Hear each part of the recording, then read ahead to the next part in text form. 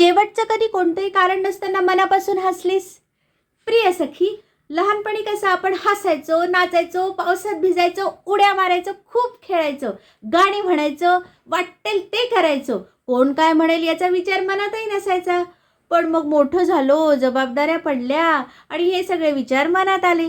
स्वतःसाठी 10 मिनिटं काढणं पण फारच अवघड होऊन बसलं आणि आपल्यातलं ते छोटंसं आनंदी मूल कुठंतरी मागे पडलं. आज एक काम कर, 10 मिनिटं स्वतःसाठी काढ आणि तुला हवं ते कर. नाच, गाणं म्हण, उड्या मार, पाऊस असेल तर पावसात भीज, वाटेल ते कर किंवा फक्त मनापासून खळखळून छान हास.